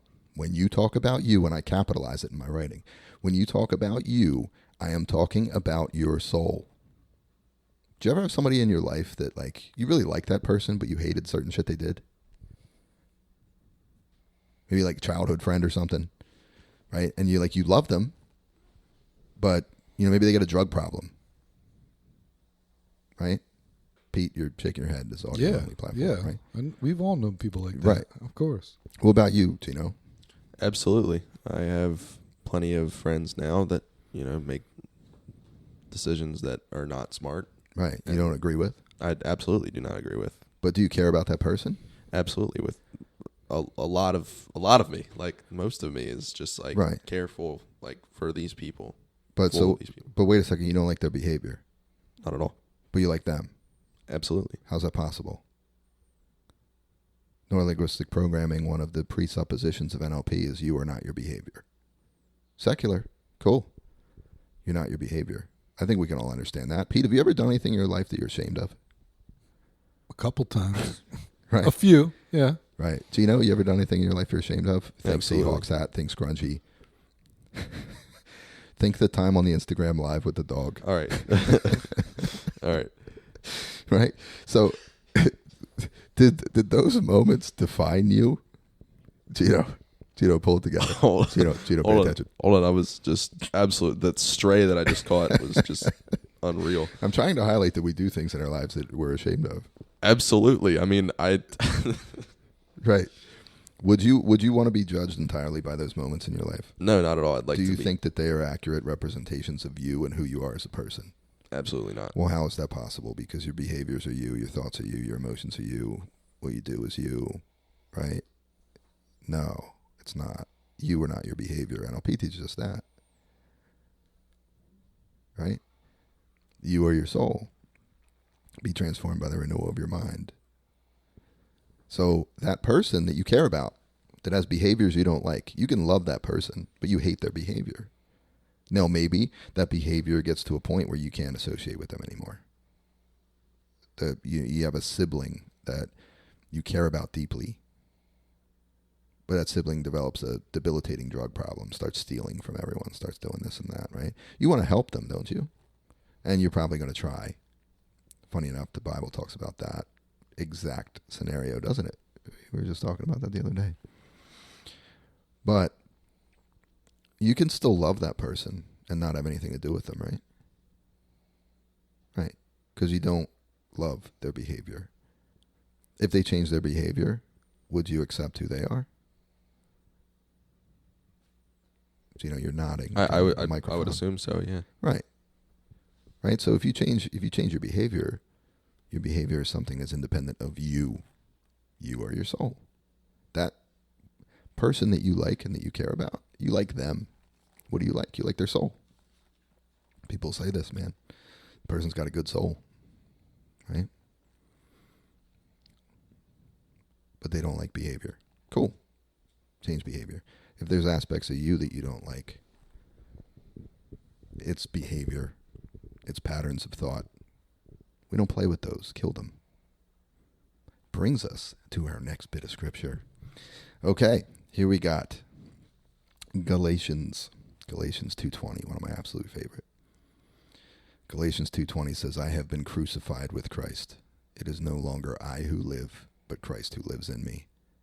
In the life I now live in the flesh, I live by the faith in the Son of God, who loves me and gave himself for me. I have been crucified with Christ. It is no longer I who live. Here's the second. Oh, I just dinged the hell out of my gooseneck mic stand. Here is the second part of that description. Mind and body brought under the command of a soul. We can agree on that. You are different than your soul. Or you are your soul, rather. Your behavior is different. Your patterns of thought and belief are not you. A soul submitted to God. What does that mean? That's submitted to that good voice, submitted to what you know to be true, when you condemn the lies and you rebuke the lies of the devil, which are your limiting beliefs and all the negative malware that you've picked up, when you rebuke those and you don't accept them and you don't play with them, then that is what living in Christ is. Okay? You're not straddling a line. So the verse says, I have been crucified with Christ. It is no longer I who live, but Christ who lives in me. Now, when he's saying I, what is he talking about? His flesh. Well, it's funny you say that, because right after that we go, and the life I now live in the flesh. And why is that a distinction that's being made? The distinction is being made because in the beginning I have been crucified with Christ. I have been crucified with Christ. It is no longer I who live, but Christ who lives in me. I is the soul. And the life I now live in the flesh. See the separation again? Yeah. Why are we talking about the life I live in the flesh separate from I have been crucified? I no longer live, right? So that is soul surrender. That is soul submission to God. And, as I said, if you can walk with me far enough to get to the point of having, if you like crystals and TikTok and horoscopes, and you acknowledge that there's a soul, if you can say the phrase, the soul has left the body, and if you ever have the unfortunate experience of observing someone die, if you watch a lump of meat hit the ground, if you've driven past a dead deer on the side of the road, you don't see a deer, you see a carcass. I promise you that's what it's like seeing a human die. There is something different, and some people that are listening are going to know this and understand this and know exactly what I'm talking about. There is something off-putting, aside from the actual concept of death. I realize that sounds funny maybe, but there's something that just looks wrong about a dead body. You don't see it as a person. It's not a person anymore. Why not? The soul is left, right? People will acknowledge this. People will say this. People will talk about the soul, but they don't actually accept that it's different, because the same crystal buying, sage burning horoscope people that are out there talking about someone being a good soul are also riddled with emotional grief and sitting in therapy using therapy terms. No. Your soul is separate. If you're going to talk about the soul, understand what it is. It's you. Your behaviors aren't. Your thoughts, your beliefs are not. So, walk with me far enough to understand that I'm asking you to bring the mind and the body under command of the soul, where it belongs. Be not conformed to the world, transformed by the renewal of your mind. Go back to factory settings, Pete, like we were talking about when you reboot, right? We're going back to the original program. And tell me life doesn't get better when you cut all that loose, cut all those beliefs loose, and then you're back to factory settings, how you were intended to be. If I can get someone there, I've abolished slavery from their life. They have. I haven't. I've maybe been a catalyst for it. But they've kicked out the slave owner, their brain. They became slave to their brain. No, your brain's a slave of yours. It does what you say. It is a robot. Right? So again, the robot argument that is all too common when people say this, I can't just be a robot, it doesn't feel anything.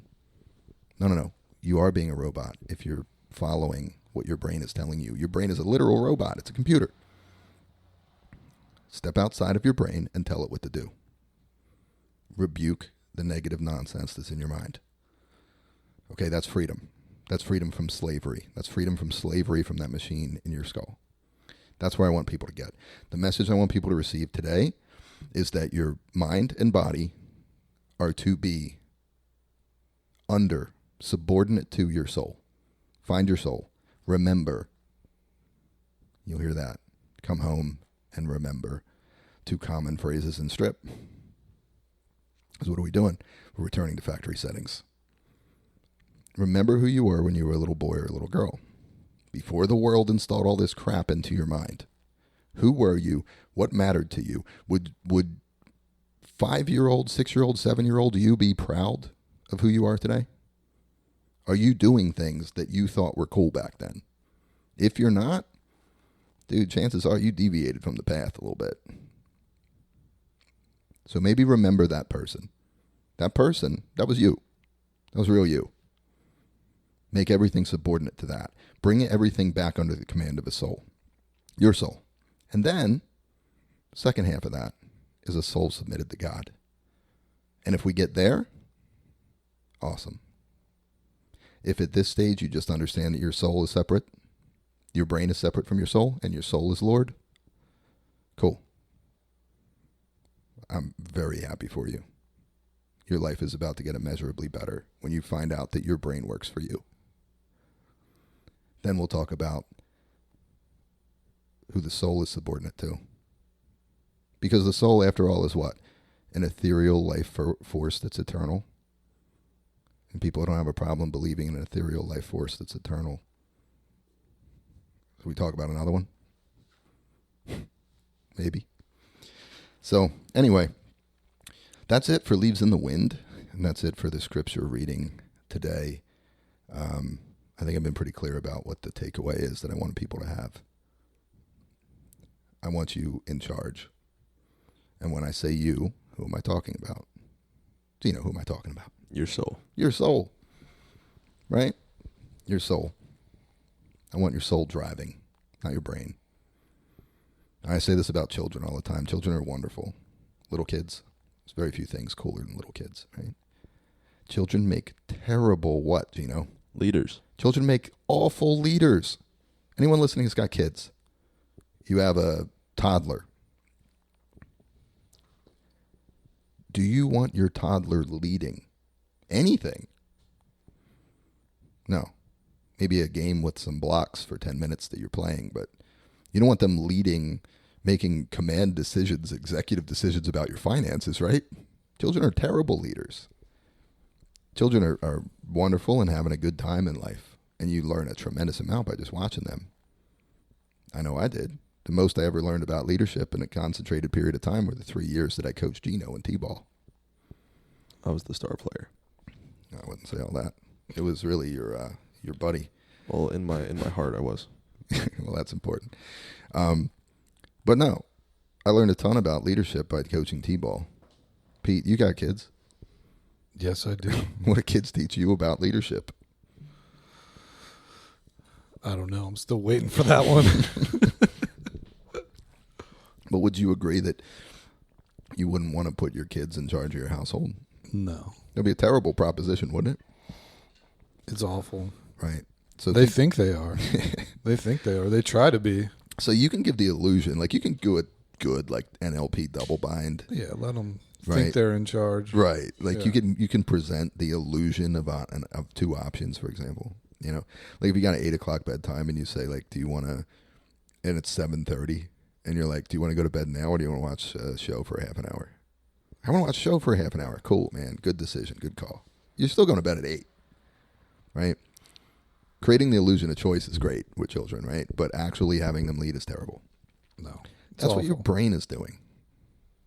You're surrendering control to your brain. It's like letting a kid run your, I almost said checkbook. Who uses those anymore? I'm going to get side-eyed over here. Alana's laughing at me because she likes to say that I'm old. Someone asked me for a check today. I was like, you don't have Venmo? Like, what is going on? And Really? Pete, you're older than me. I know. Yeah, man. I had to go get cash. I was Yeah. like, do you take cash?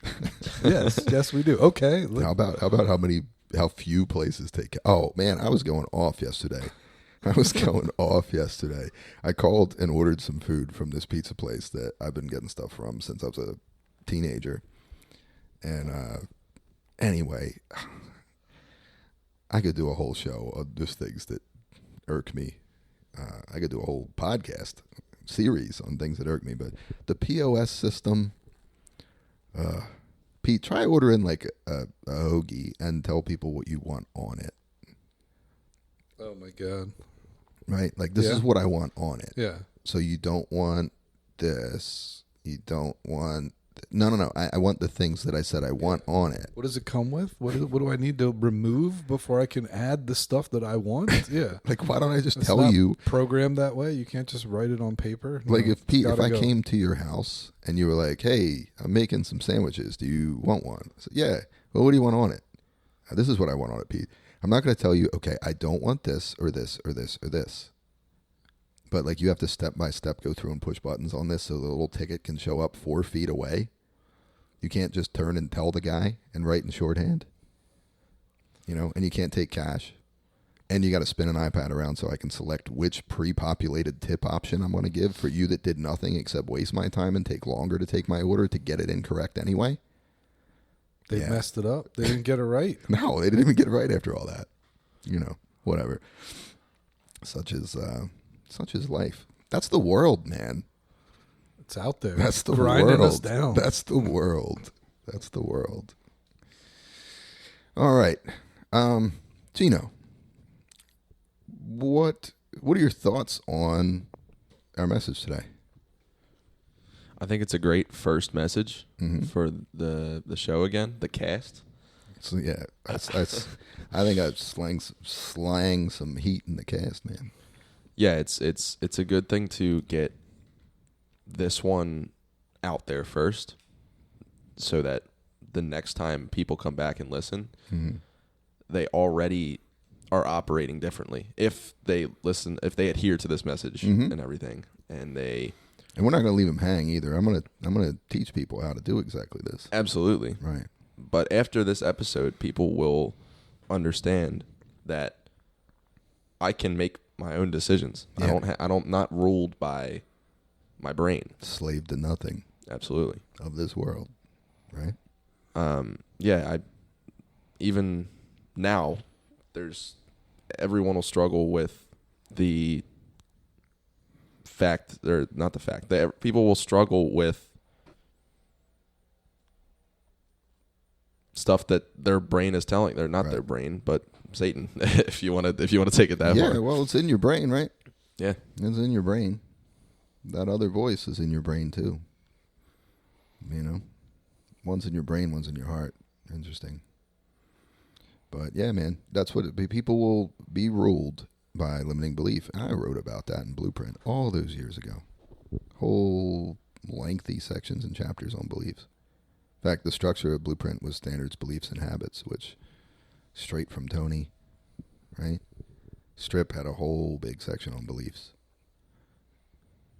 And that's what people get ruled by. And people don't have a problem understanding that when you present it to them in the secular terminology. I'm just taking it a little bit further now. All right, Paul didn't write this 4,000 years ago. But a lot of scriptures from 4,000 years ago. Right? When did Paul write this? The first century. So we're talking like 2,000 years ago. That stuff that like Richard Bandler and John Grinder in the 70s in California, two wild geniuses, synthesized some information about human excellence and modeled Milton Erickson and Virginia Satir, the two people that were actively making change in people in the psychological space. And from that came neurolinguistic programming. And they arrive at things that are written in the first century. Pretty cool. It's kind of cool. I think so. Right? Kind of hard to argue that. Pete, take away from the first episode, man. We're back. We're slanging casts. We are back slang. And We I got wanna- cans this time. We got cans on. We got high-tech microphones. I yeah, mean, man. No, I'm curious to see the methods to the madness. Yeah, man. I'm ready. Yeah. Ready to move. Let's go. We are going to bust out the mechanics. Certainly in the next couple of episodes. So I have 2 episodes beyond this one that are loosely planned. 2 guests. So it represents a little bit of a challenge because right now the 3 of us are in studio, slinging this cast in studio. I'm hammering that we're in the studio. kind of doubling down on our jargon. It's a super We have an sophisticated audio set- tech too. We do. That's a- We have a gorgeous, gorgeous audio engineer. So yeah, so the three of us are in studio today. Our next two shows will feature guests that are remote, and the big endeavor that I'm working on right now is making the audio sound as good as this does. I'm not suggesting that this sounds pristine great. and crisp. We're not saying the quality's going to be great, but it's not going to be worse than it is. I now. don't want it to be Yeah. any worse than this Yeah, is. yeah. Yes, We got it. So The yeah, most professional amateurs exactly. there are. And like I said, guys, we're gonna grow. You're gonna see us. I wish you could. I look very good today. Gino has a killer mustache right now. I didn't get the memo though. I'm the only one with shirt sleeves. You guys are both like suns out, guns out. Well, you also nobody told me. You also probably didn't think we'd be sitting in here with no air conditioning and no fan, just well, like I mean, sweating. that's how we keep the audio pristine. No fan buzz in the background. So yeah. Exactly. So, yeah, next time. Next time I'm going sleeveless. Absolutely. All right. I'll send I'm you. just a gonna memo. wear a winter coat. I'll let you know about pants. We'll put out a memo. Okay. We'll have. Sorry, I'm making all kinds of noise over here. Every time you ding that thing in the spring, like doing.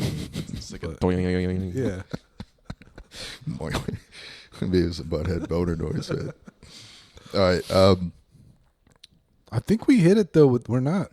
This isn't adult content. So I think we're doing. I think so. You know what I mean? I think we're gonna get it past the censors. I mean, think it's gonna be good. Some algorithm might disagree. Yeah. with I what mean, I call a gay robot math. Yeah. Well, there Yeah. you go. You put us over the edge now.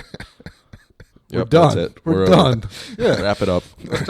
But yeah, so that's what we got. Anyway, the next two shows we're gonna have a awesome guest. This guy is just the personification of joy and enthusiasm and just raw love of life, right? And talking about a guy named Charles that's a good friend. And I actually met Charles, funny enough, which I didn't, when we reconnected, I didn't realize that I had. But I was a coach for Charles at Charles's CrossFit Level 1 certification, like way back, like 2007 or something, right? And it's funny. How many of those did you coach? A lot. Really? I Yeah. didn't know Let's that. talk about how many I got paid for. You were on staff? Oh, you I were was. a volunteer staff. No, you were a no. volunteer staff. I wasn't. Yeah. I mean, well, this was the early days. But yeah, I was a CrossFit Level 2 staff. It was interesting. But anyway, I met Charles many, many years ago. And then when I did Strip Club VIP, which was I've done 2 cycles of that, 2 classes. And I love that format, man. VIP is the most fun I've had doing anything Grayskull in a long time. And for those of you that don't know or ignored the emails advertising this, and you don't know because you didn't sign up, Strip Club VIP is a group. There were 2 tiers. The one tier was an initial call with me where we went over like your unique situation and, you know, a typical call that I would do with people. And then there was a weekly Zoom call with the team. So it was everybody in VIP. The second tier, the higher tier, was the same thing, except you had a weekly one-on-one with me too. And I've had a great group. Everyone that was in the first group extended to do another 3 months. And at this point, man, like we're out of the window. Like the classes are expired. Like we're past when it's happening, and I'm still doing You're it. just doing it for fun? I For just show up funsies? on For Saturdays and see funsies? who still comes, right? But we've had some great people. Gino's been on a bunch of those calls, and Gino can vouch for what I'm saying about Charles. Absolutely, that dude is an inspiration. Yeah, he is. He will make you feel like you can run through a wall. Absolutely. I love him. He's wonderful. And we're going to get him on the show. And I'll tell you his story. When I talk about changing identity, I've talked about that obviously in Blueprint. I talk about it in Strip. It's got a whole thing in Strip. But when I talk about changing identity, I have, in my experience and all the years I've coached people, all the years I've taught these things, all the years of live events and everything else, I've never seen anyone do that as dramatic and as rapidly and as final as Charles. Charles, after one conversation, brought some things to the table. And after the second conversation, he became a different human being.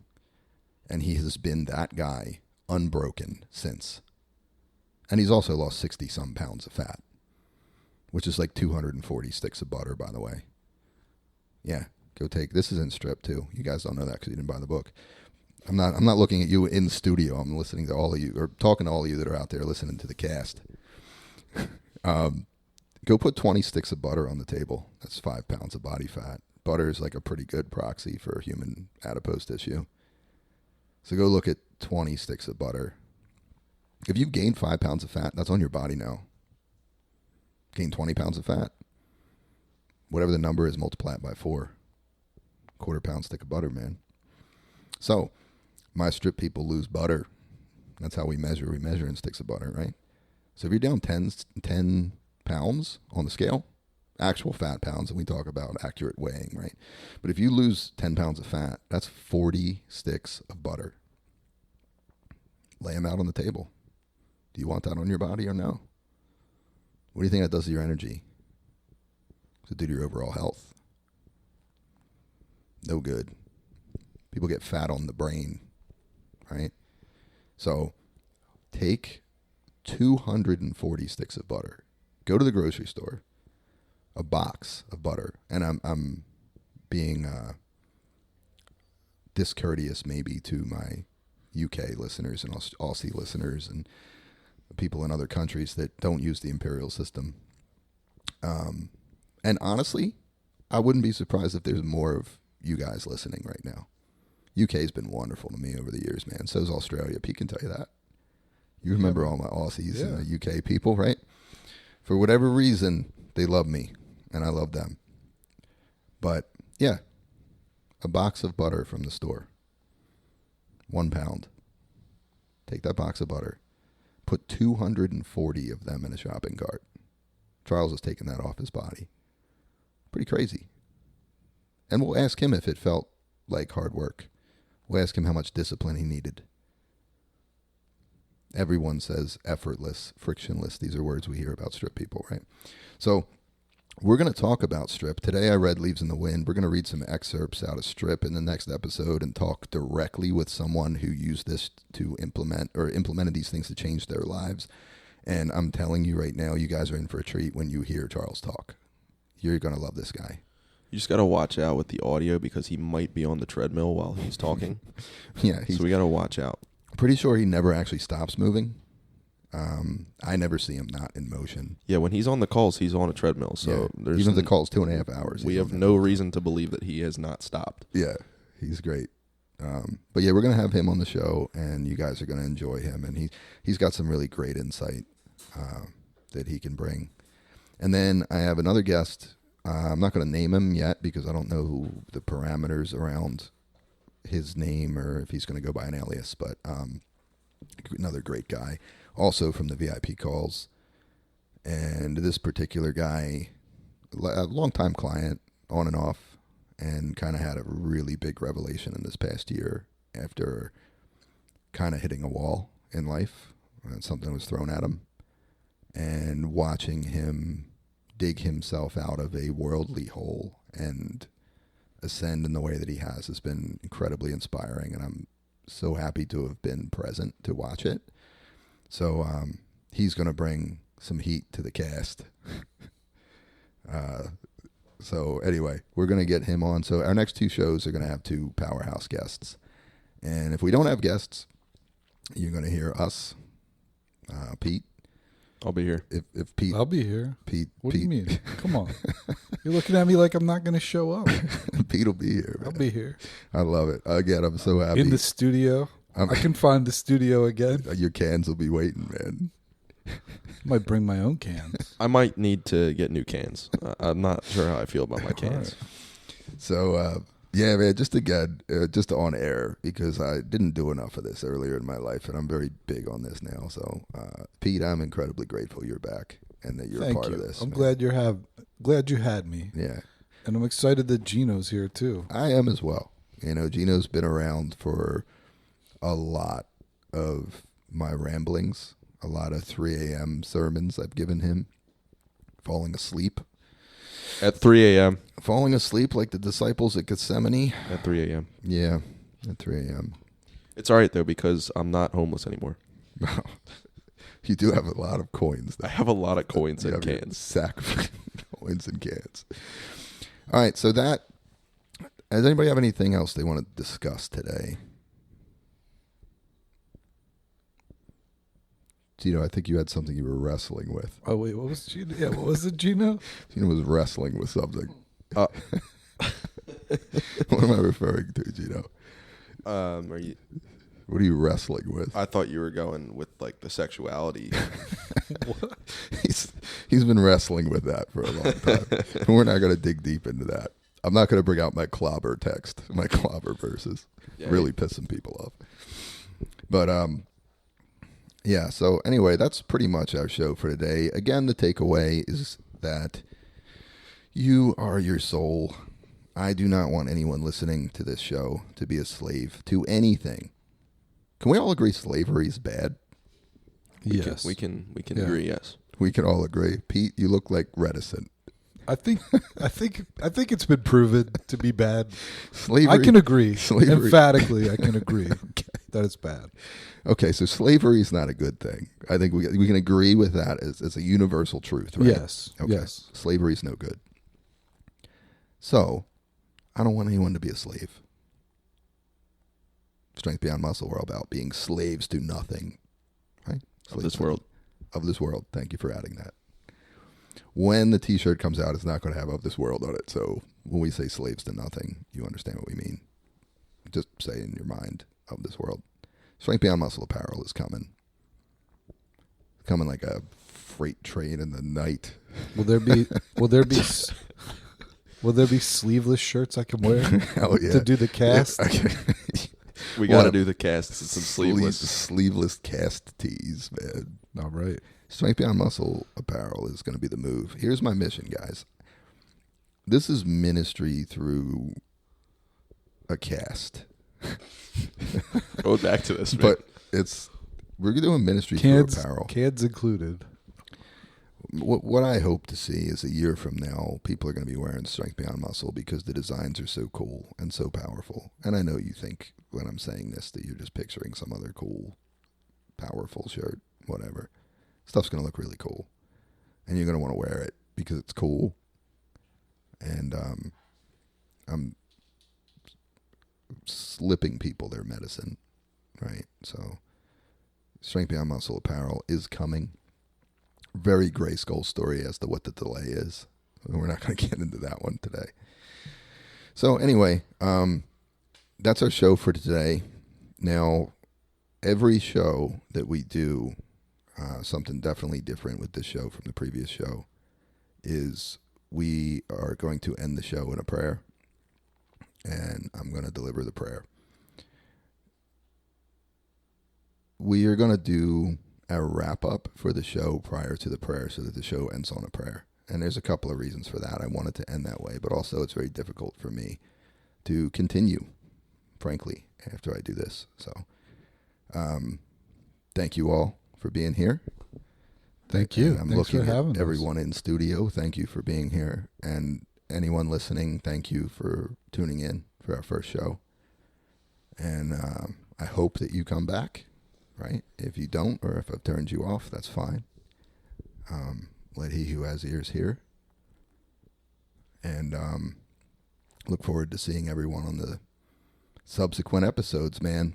Gino, you got anything to say to wrap us up? Yeah, I just want to say that my dad is a really smart guy, and he has a lot of wise words. And yeah, this is the guy to listen to. I mean, I don't know how to sell him any better than that, but yeah, he's the guy to listen to. I might have a little bit of a Bias. of a bias, Yeah. But I did live under a bridge for a while, so. What about you, Pete? I'm glad we're casting again, man. This cast I'm has been excited. I want to see where things go. I'm excited for the guests coming up. Yeah, you know? man. It's a good time. Gino's your personal hype man, so I don't have to say anything. But yeah, this is awesome. Thanks. Yeah, absolutely. The language him and I use about each other are radically different. You'll begin to learn. Yeah. But, it's okay. I know he loves me deep down somewhere in there. That's good, Gino. All right, everyone. As I said, we're going to close in a prayer. If you're listening, this is for you. And thank you. All right. Almighty and everlasting God, I thank you for the presence of every soul that's here receiving this message. I don't know who they are. I don't know where they are. I don't know what they're carrying. I don't know what thought has been tormenting them, what fear has been governing them, what lie has been sitting on the throne of their mind pretending it belongs there. But you know. Father, your word tells us that the weapons of our warfare are not of this world, but that through you we may tear down strongholds. So I pray right now for the person who has spent so long listening to the voice in their head that they have forgotten the sound of yours. Pull down their strongholds. For the person who has confused fear with wisdom, pull them down. For the person who has confused emotion with truth and passing thoughts with their identity, Father, pull their strongholds down. And if they will not go gently, tear them down with all of the holy violence of heaven. Teach us to take captive what we have allowed to run free. Teach us to recognize the lies before we build our lives around them. Teach us to govern the mind and the flesh you gave us, not for our glory, but for yours. And Father, where we have made ourselves slaves, free us. Where we have bowed to fear, forgive us. Where we have surrendered our peace to circumstances, forgive us. Where we have allowed the world to tell us who we are when you have already spoken, forgive us.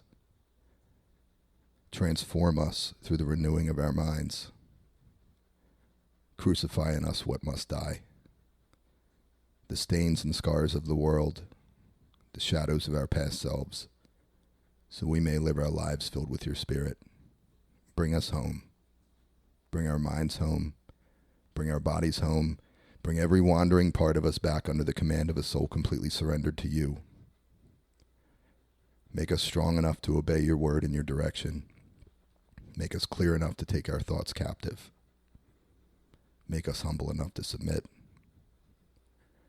And make us slaves to nothing in this world because we belong completely to you. I pray this in the mighty, the majestic, and the matchless name of Jesus Christ. Amen. Praise God, man. Amen.